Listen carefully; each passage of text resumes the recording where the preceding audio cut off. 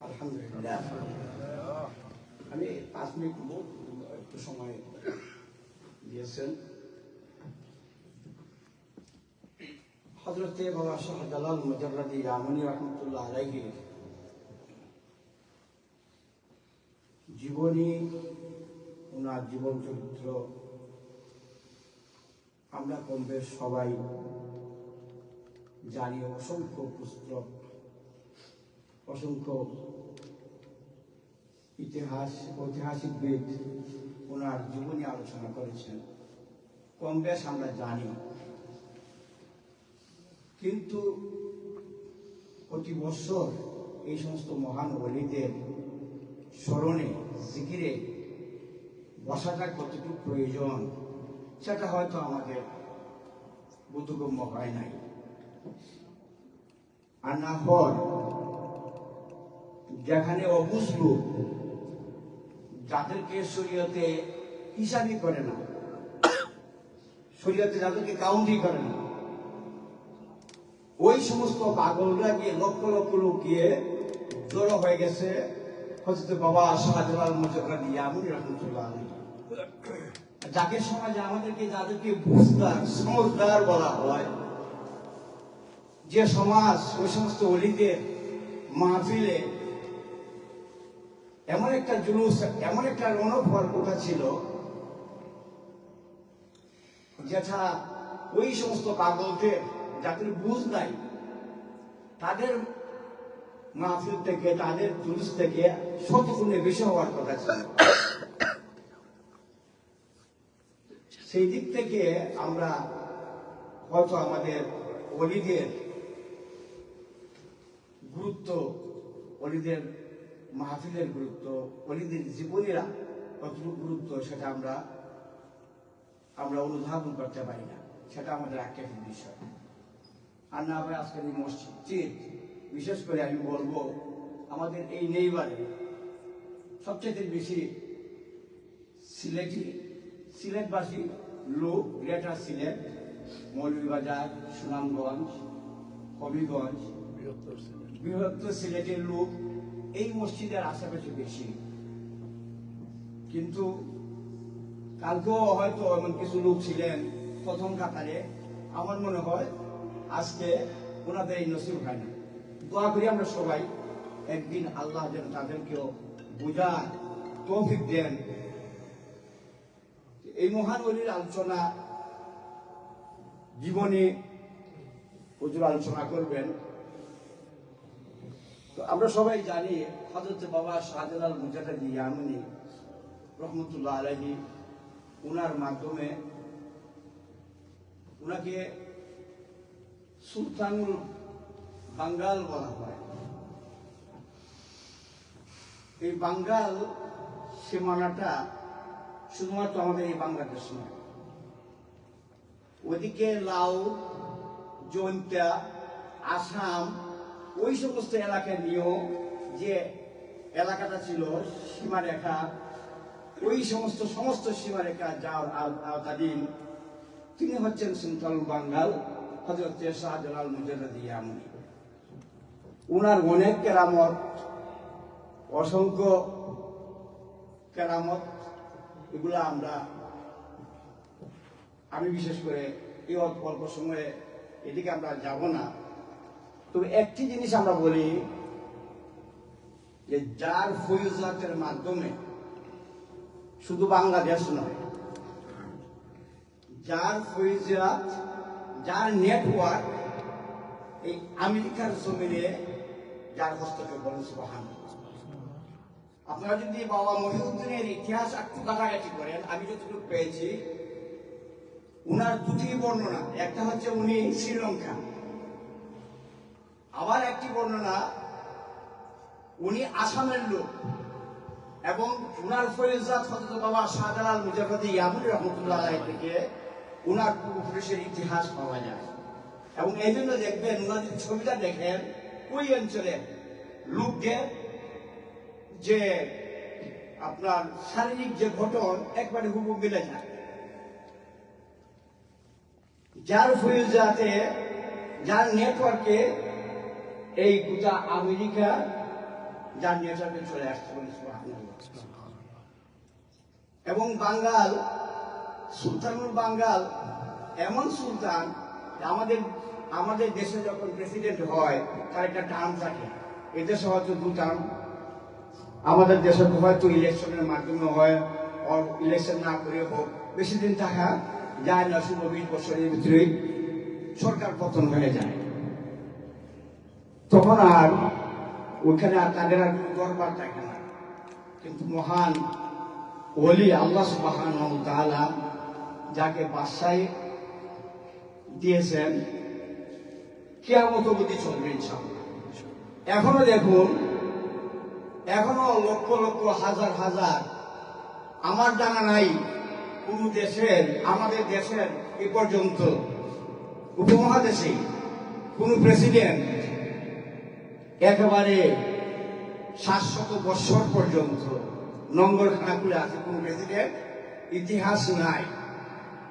কিন্তু আল্লাহ যাকে প্রেসিডেন্ট নির্ধারণ করেন, বেলায়েতুল প্রেসিডেন্ট যাকে বানান, তাদের নঙ্গর কিয়ামত পর্যন্ত থাকবে। এখন যান, রাত 2টায় যান, রাত 3টায় যান, একেবারে নিশিরাতে যান, দেখবেন ওখানে থাকার ব্যবস্থা, খাওয়ার ব্যবস্থা এবং হাজত পূর্ণ হওয়ার ব্যবস্থা আল্লাহ সুবহানাহু ওয়া তাআলা রেখেছেন এখানে। সুবহানাল্লাহ। যাদের মনের আশা পূরণ করার ব্যবস্থা আল্লাহ সুবহানাহু ওয়া তাআলা ওই মক্কাতে রেখে দিয়েছে। যে এবং তাদের কদমে স্পর্শে, অলিতে যে স্পর্শে, দেখুন আজকে সৌদিতে আপনার স্বর্ণ,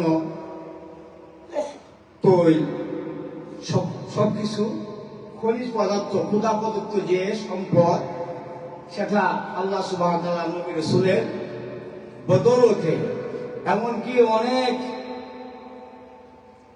মাশায়েখে কেরাম বলেন তাদের যে মল ত্যাগ করেছেন, যে জমিনে গ্রহণ করেছে, ওই জমিনেই স্বর্ণ খনি সম্পদ আল্লাহ সুবহানাহু ওয়া তাআলা ওই দিয়েছেন। তদ্রুপের অনেক মহান ওলি, যে জিনিস,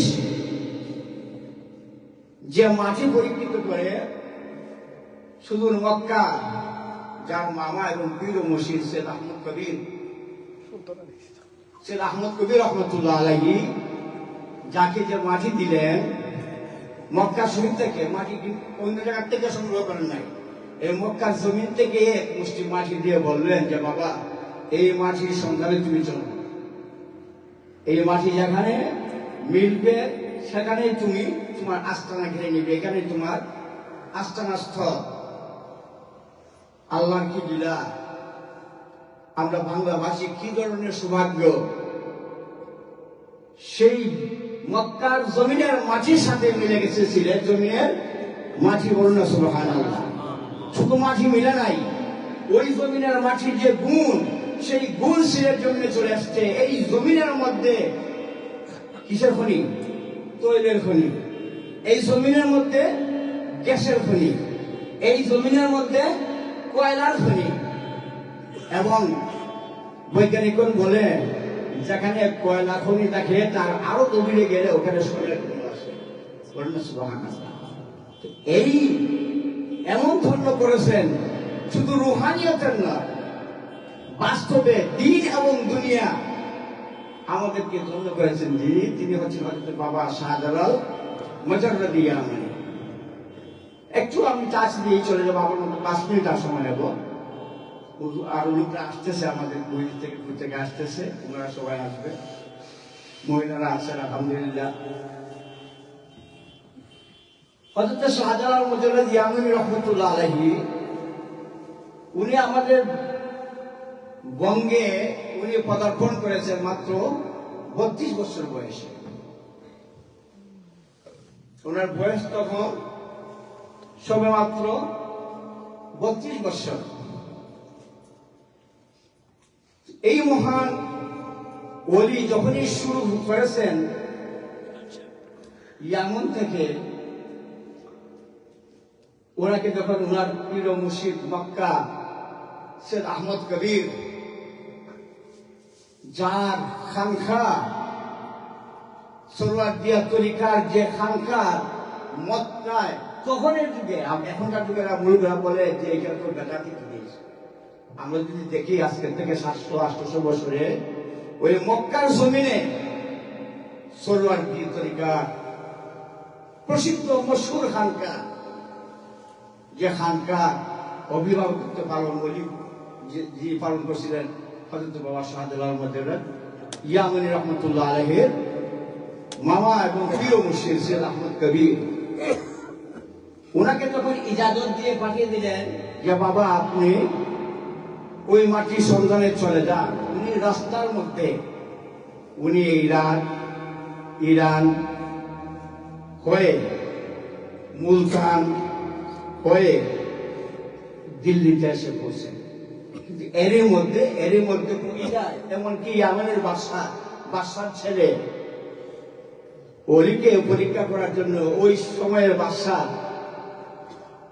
তার সে অলিয়াদের সে এত বিশ্বাস, বর্তমান যুগে অনেক আছে না বলি আল্লাহর বিশ্বাসী নয়, ভয় হয় ইমান চলে যায় নাকি। তো ওই যুগ তখন এই যুগ ছিল।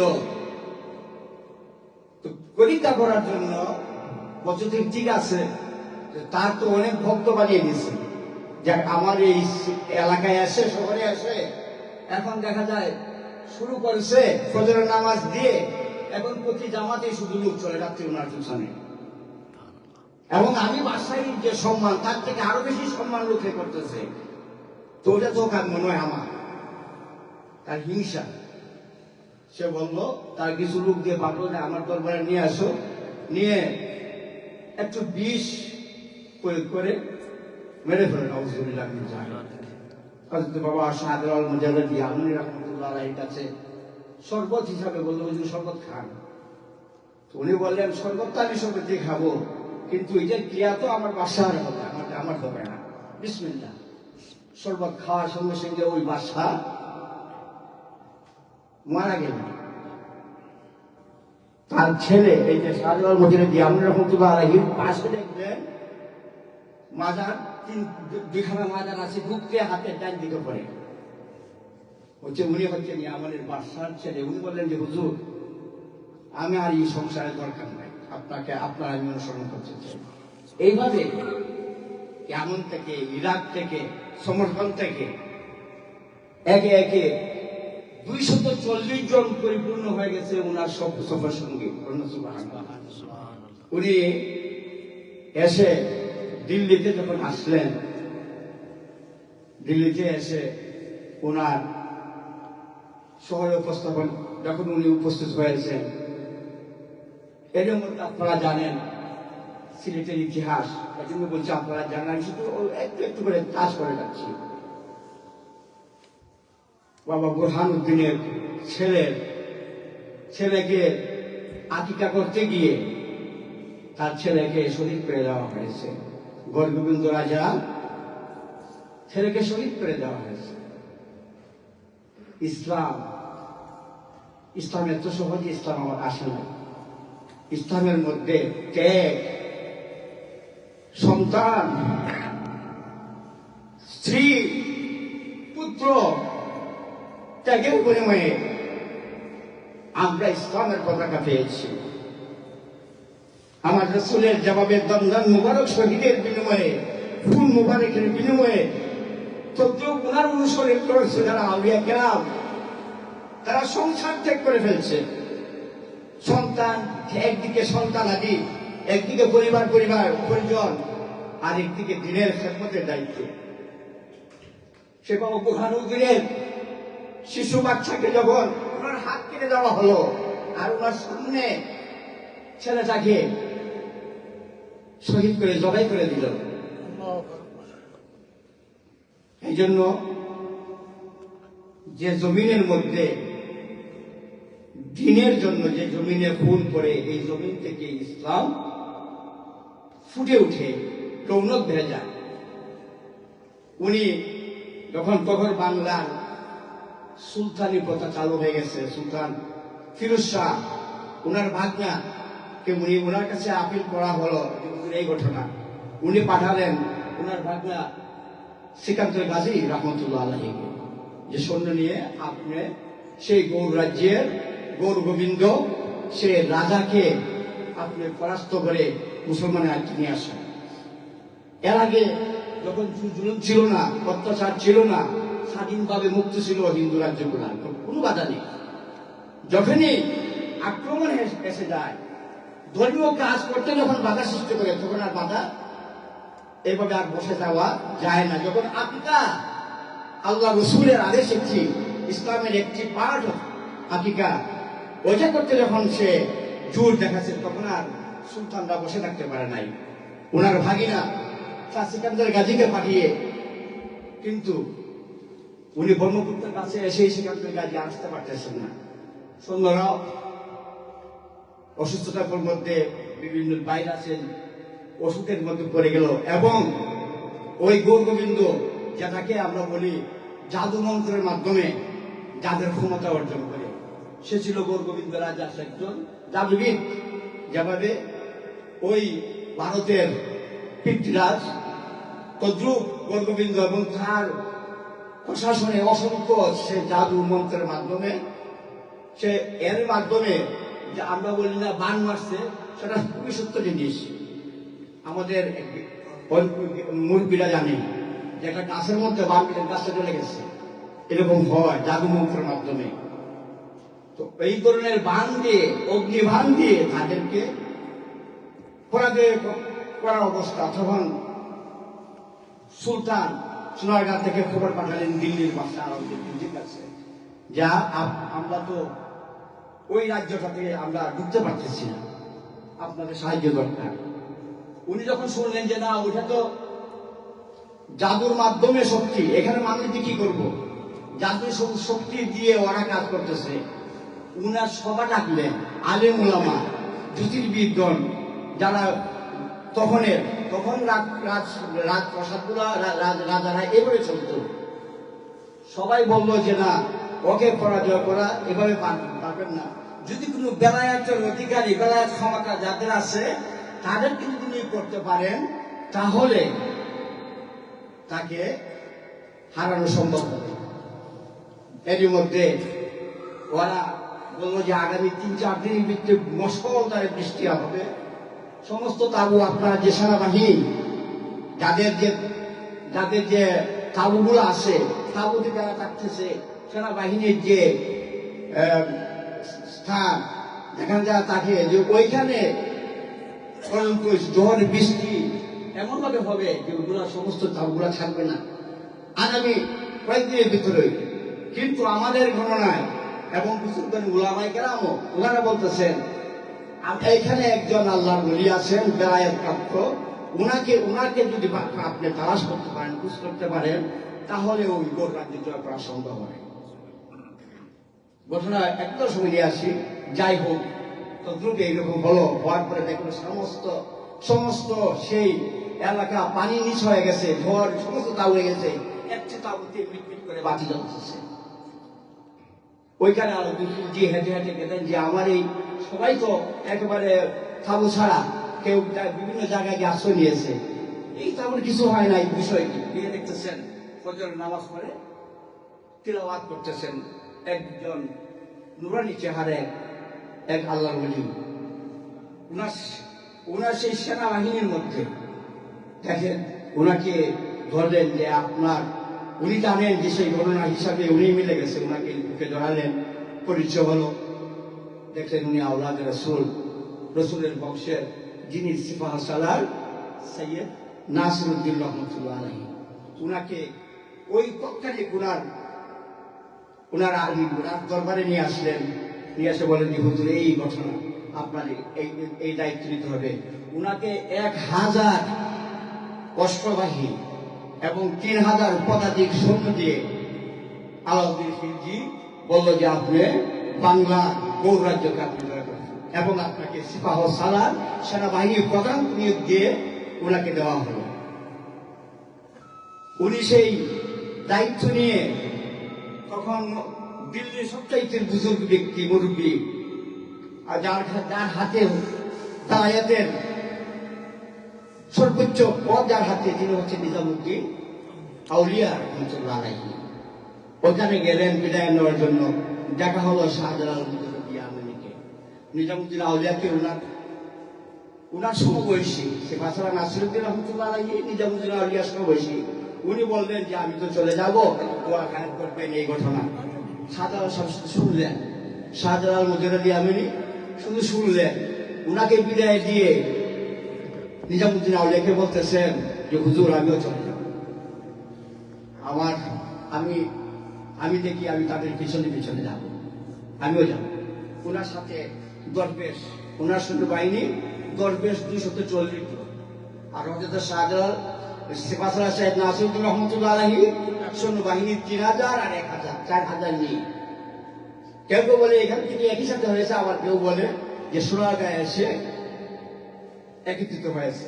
তো যাই হোক, ওনার দিল্লি নিজামুদ্দিন আউলিয়ার কাছ থেকে আপনারা ঘটনা জানেন, উনি সেই মহান ওলি বাবা শাহজালালকে 2টি কবুতর, জালালি কবুতর দিয়ে উপহার দিয়ে যে হুজুর এটা আমার পক্ষ থেকে একটি তোহফা। এই জন্য আপনারা আলিম উলামা ওলিয়া উলিয়াদের কাছে গেলেও কিছু তোহফা দেওয়া, এটা বুজুর্গানি দ্বীনের শিক্ষা। এমনকি এটা হাদিসের মধ্যে পাওয়া যায়। আল্লাহ রসুলের দরবারে তোহফা খালি আজকে আসতো না। তো বিদায়ের সময় এই উপটোকন দিয়ে আমাদের যে ছেলেতে যে জালালি কবুতর কেউ খায় না, জালালি কবুতর কেউ খায় না, নিয়ে আসলে হযরত বাবা শাহজালাল মুজাররদ ইয়ামানি আসার পরে এক হয়ে গেলেন সবাই। সিপাহসালার নাসিরুদ্দিন রহমতুল্লাহ আলাইহি, সিকান্দার গাজী রহমতুল্লাহ আলাইহি, ওই যে যুদ্ধের যে মহড়াটা ছিল 4000 সৈন্য এবং যা বেঁচে ছিল সিকান্দার গাজী, সবাই বেলায়েতের দেওয়ানা হয়ে হযরত শাহজালাল মুজাররদ ইয়ামানি রহমতুল্লাহ আলাইহি উনার রুহানি ফয়েজাতে ফয়েজা হয়ে বলেন যে হুজুর আমরা আপনার নেতৃত্বে আমরা গৌর রাজ্যে জয় করব। এবং উনি বললেন আমার নেতৃত্বে ঠিক আছে, জায়গায় জায়গায় খানকা করো, জায়গায় জায়গায় সেখানে বসে যাও, রাত হচ্ছে গাছের তলে বসে গেছে, জিকির হালকা চলো।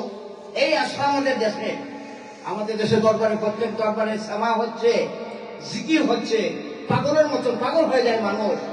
সেটা কোথা থেকে আসে? হযরত শাহজালাল মুজাররদ ইয়ামানি এবং উনার সাথে এই 240 জন ওইখান থেকে বেছে বেছে নিয়ে, ওইখান থেকে সিপাহসালার নাসিরুদ্দিন রহমতুল্লাহ আলাইহি, ওইখান থেকে সৈয়দ মুজিবুর শাহ মুস্তাফা, হযরত গোলাম মুস্তাফা রহমতুল্লাহ, শাহ মুস্তাফা যাকে আমরা বলি, উনাকে এইভাবে আপনার চিটাগাঙ্গের শাহ বদর রহমতুল্লাহ আলাইহি, এইভাবে করমপুর শাহ কেশবরাজ রহমতুল্লাহ আলাইহি যাকে কেল্লা শহীদ বলা হয়, এইভাবে বেছে বেছে 360 আউলিয়া হয়ে গেল। এবং আর ওই যুদ্ধ হইল না যে আমার যেভাবে যুদ্ধের মহড়া দিয়ে উনি বলেন যেতে থাকো, শুরু করো। এই বেলায়েতের ক্ষমতা দিয়ে একটা লোককে হত্যা করতে হয় নাই, কোনো ঘর বাড়ি করতে হয় নাই, কোনো শিশু বাচ্চার হত্যা করতে হয় নাই। সেই সুন্নাত আমার রাসূলের পাক সাল্লাল্লাহু আলাইহি ওয়াসাল্লামের জবাবে ইসলামকে কায়েম করেছে সেই মহান ওলি হযরত বাবা শাহজালাল মুজাররদ ইয়ামানি বিনা যুদ্ধে নদী পার বন্ধ করে দিয়েছে, ব্রহ্মপুত্র বন্ধ করেছে, সুরমা বন্ধ করেছে।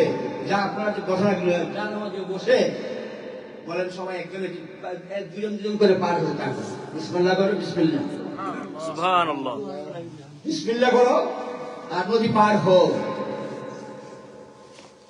সেই রাজার গোবিন্দ রাজার ভবিষ্যৎবাণী ছিল, যেভাবে কীর্তিরাজের ভবিষ্যতে তদ্রুপ যে তোমার এইখানে একটা তীর ধনুক আছে, এই তীরটা যে সোজা করে ধনুকটা মারতে পারবে তখন তোমার রাজমস্তক খতম। সে যখন দেখলো যে না একেবারে আটকানো সম্ভব না, এবার সোনারগাঁ হয়ে, ব্রহ্মপুত্র হয়ে, কুমিল্লা হয়ে, সাজিবাজার হয়ে ফতেপুর, মৌলবাজারের ফতেপুর হয়ে যখন ওনারা চলে আসতেছেন, ওইখানে একটা পরীক্ষা হলো। ওনারা যত লোক যারাই আসে ইসলামী দীক্ষায় দীক্ষিত হয়ে যায়, কোনো যুদ্ধ নাই। আর রাস্তা শুধু ফাঙ্কা, জায়গা যেখানে বসেছেন এখানে নাম হয়েছে, যেখানে বসেছে লস্কর নিয়ে বসেছে।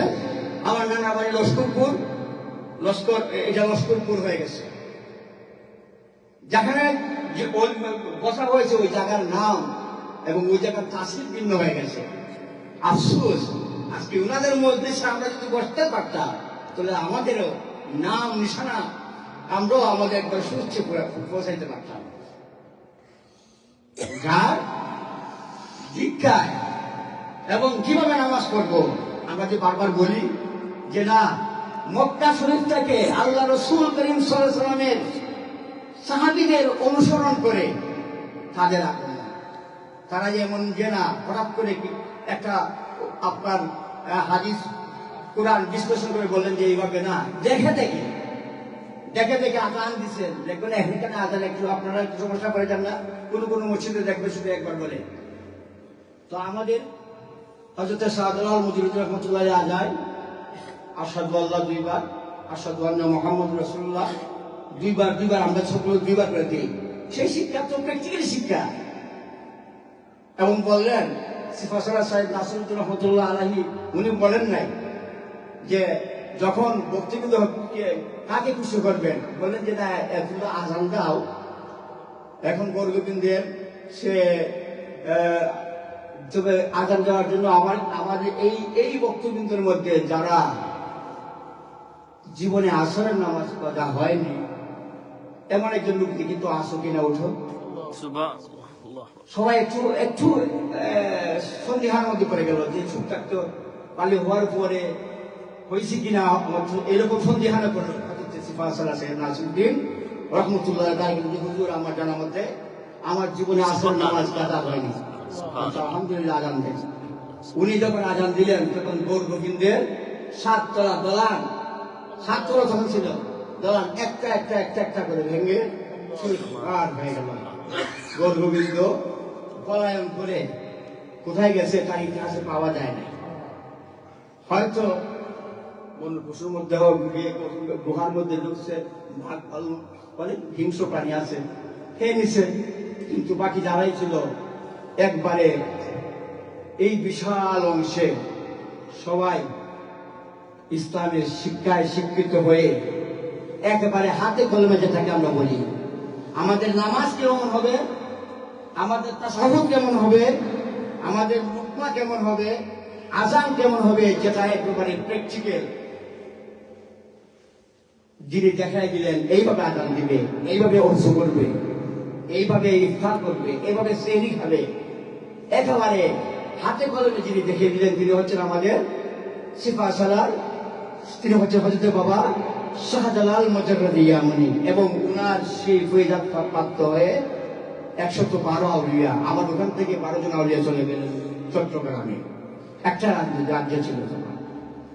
এই যে কথাগুলো আমি আমার কথা শেষ, আজকে আমরা আমাদের রিকোয়েস্ট আসছে, আমাদের একজন আমাকে ফোন করে বলছেন নদীর একটু সম্বন্ধ বলবেন, অলিদের অনেক বিষয় ওনার কাছে অলরেডি আসতেছে, এই জন্য আমরা একটু সময় দিলাম। ওনার ফোনে আসতেছে বিষয়, কোন বিষয়ে যাবেন আমি জানি। তো এই যে আউলিয়া কেরামে আমি শুধু একটা ঘটনা না বলে আমি পারছি না, হয়তো আমরা তো চলে যাবো, বয়স তো হয়ে যাচ্ছে। আমি 89-তে আমি চিটাগাং, তখন আমি সুবহানিয়া আলিয়া মাদ্রাসা, আমি ফাজেল। তো ওইখানে আমার ক্লাসমেট নুরুল হক, সে সরব পাঠার মরিয়মনগরের শরীফ মৌলানা কলিম আনোয়ারার, মৌলানা মুজিবুল হক, এগুলো প্রত্যেকে এখন মাদ্রাসার আলহামদুলিল্লাহ অনেকে রিটায়ার হয়ে গেছে। তো ওরা একই সাথে, তো আমার আমল ছিল প্রতিদিন আমি আসর নামাজটা পড়ে হোস্টেলে পড়ে আমি দৌড়ে চলে যেতাম গিয়ে আমার মাজারে, ওনার এখানে গিয়ে আমি মাগরিব পড়তাম। আমার সাথে আমার সহপাঠী মৌলানা সাইফুল মুস্তুফা, সে আর আমি আর আলী মোহাম্মদ চৌধুরী, আমরা একসাথে এটা আমাদের আমল ছিল ধারাবাহিক, একদিনে মিস হয়নি। কোন কাজ উজরে যদি মিস হয় তাহলে আমরা ওখানে করতাম। আমি যাওয়ার পরে তো 15 দিন কি 20 দিন হয়ে গেছে, এইভাবে আমার আসার আদত আছে। আসার পথে আমার একদিন যেদিন আমি আসবো ওইদিন আমার খেয়াল হলো যে আমার আব্বা হুজুর বলছেন যে তুমি শাহাবত রহমতুল্লাহ আলাইহি জিয়ারতটা করে নিও, কারণ তোমার এখানে যাওয়া দরকার। তো আমার স্মরণ এগুলা তো আসে না, তখন ওই একবারে যুবক বয়স। তো আমি মাদ্রাসায় আসছি, আসার পরে আমাকে এই ছাত্ররা সবাই ঘিরে বলছে, হুজুর কি হয়েছে? আমার মুখ এমন ভাবে চোখ চোখ কিছু দেখা যায়, এভাবে ফোলা তুলছে। মানে আমি হাত দিয়ে দেখি, আমি তো দেখতেছি না, আমি হাত দিয়ে দেখি ঘিরে এত মোটা মোটা মাংস মতো। ওরা বলতেছে চোখ দেখা যেতেছে না, কিছু না, এমন ভাবে আমার তো কিছু এমনকি যে খাট যায় না, এরকম কোনো ইজি কিছু নাই। ওরা হইগুলো লাগাইছে, আমি এক সেকেন্ড দেরি করি না, আমার জুতো আমি করি নাই। আমি এখান থেকে আপনার আসাদগঞ্জ রোড, তারপরে বস্তিবাজার মোড়, ওইখান বলতে মাঝা, আমি ওইখানে গিয়ে ওনার চাদরটাকে নিয়ে বললাম যে আমি কানেও শুনি না, আমি চোখেও দেখি না, আমি কথাও বলতে পারি না, আমাকে আমার বিচার করতে। তো আমি এই বলে ওই যে মাথারে আপনার চান্দলা, সে চান্দলা নিয়ে আমি একটু আমার মুখে আমি চোখে লাগালাম। আল্লাহর মেহেরবানি, আমার সকল শক্তি এসে গেল। বলতেছে যে আমি তোমাকে সারা দেওয়ার জন্য আসি নাই, তুমি আসতে দেরি করতেছ, আমি তোমাকে দেখার জন্য আমি বসে আছি।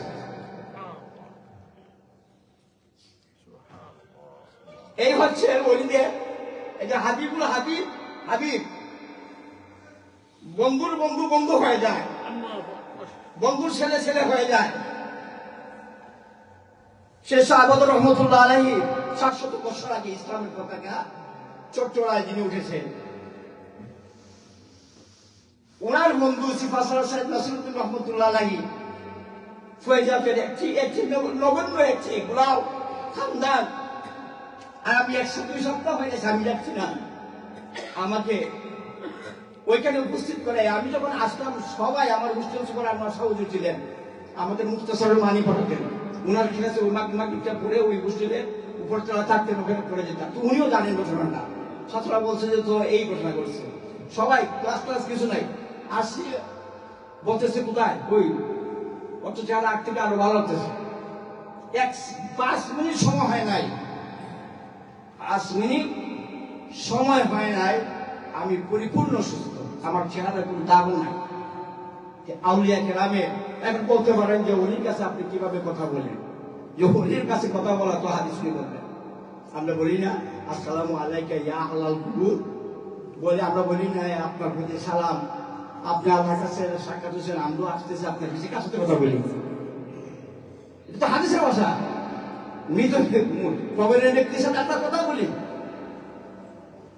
ফেরেশতারা আসা কথা বলে, শুরু তো হয় একবারে তাদের সাথে কথা বলা, আপনার 2 ফেরেশতা এসে উঠে শুরু হয়। এবং আমরা যতদিন আমরা কবরে যাই তাদের সাথে কি বলি? আমরা কথা বলি, সালাম, এটা কথার অন্তর্ভুক্ত না, দোয়া এবং কালাম। তারপরে কবরের জিয়ারতের অংশগুলো কি, তো সে যাই হোক, অলিদের আপনারা আমরা সৌভাগ্যবান, সারা বাংলার সুলতান যিনি, যদিও আপনার রাজশাহীর যে বলি নামটা বলে গেল, শাহ মাকদুম রূপোশ, বয়সে হযরতের শাহজালাল মুজাদ্দিদ ইয়ামানির বড়, নিজামুদ্দিন আউলিয়া সমবয়সী, কিন্তু উনি বাংলায় আসেন 62 বছর বয়সে, এবং 74 থেকে 75 বছরে ইন্তেকাল করেছেন শাহ মাকদুম রূপোশ। এই জন্য হযরত সারা বাংলার যিনি সুলতান, যিনি বাদশাহ, আজকে সুলতানের মাজলিস, বাদশাহের মাজলিস, আজকে প্রত্যেকের অন্তরে। আপনারা একটু চিন্তা করেন যে আমরা শুধু সিলেটবাসী নয়, অলির একটা স্তর আছে, তখন শুধু এলাকায় তাকে উল্লেখ করে বলা হয় না, সারা বাংলার ভারতবাসী আমরা যার জন্য তাকে পেয়ে হযরত বাবা শাহজালাল মুজাদ্দিদ, যিনি আমাদেরকে খনিজ সম্পদ দিয়ে, যিনি আমাদেরকে ধনে দৌলতে সবকিছুকে দিয়ে আমাদের পরিপূর্ণ করে দিয়েছেন, সবকিছু যিনি কিভাবে দিলেন, যিনি আল্লাহর কাছ থেকে এইগুলা উনার উসিলায় আল্লাহ সুবহানাহু ওয়া তাআলা যিনি আজ আমাদেরকে এই সমস্ত মঞ্জুর করেছেন, উনার উসিলায় এখন পর্যন্ত এই ধরনের কোনো সিলেটের কোনো ইতিহাস নাই। সিলেটের প্লেন অ্যাক্সিডেন্ট হয়ে তারপর দেখা যায় লোক মারা যায় নাই, যেভাবে বাগদাদ জমিনে এই ইরাকের যুদ্ধের সময় বম্বিং এর পর বম্বিং, কিন্তু বাগদাদ বলছে বাঘের জমিনে কিছুই হয় নাই, ওয়ারে একটা ছিড়াফোটা ভরে পড়ে নাই। এবং ওই সময়ের নিউজগুলা, ওই সময় সমস্ত বৈজ্ঞানিকরা বলতো যে যখন বম্বিং করা হয় ওরা দেখে যে বাগদাদের সেই মাজারের পাশাপাশি যে সময় আসে একটা নেটার মতন হয়ে যায়, ওইখানে গিয়ে ওগুলা কোনো কার্যকরী হয় না। সেই অলিদের এখন বেলায়েতের যুগ, আর নবী রসুল আসবেন না। আপনাদের আমাদের ইমানে বলিয়ান হতে হবে, বেলায়েতের স্পিড নিয়ে আমরা মুসলমান হতে হবে। এর জন্য আমার আজারি সাহেবের উনি সুফিজম বারবার বলেন, এটা বলবেন, বুঝবেন। তাই অনুরোধ থাকবো আপনারা আমাদের কনভেনশনে আসবেন, সুফিদের সহযোগিতা গ্রহণ করবেন। যদি দেখেন, দেখলেও ভালো লাগবে, তাদের সহবতে বসলেও ভালো লাগবে, দেখলেও ভালো লাগবে। আমি ওনাকে দেখে আমি সময় নিয়ে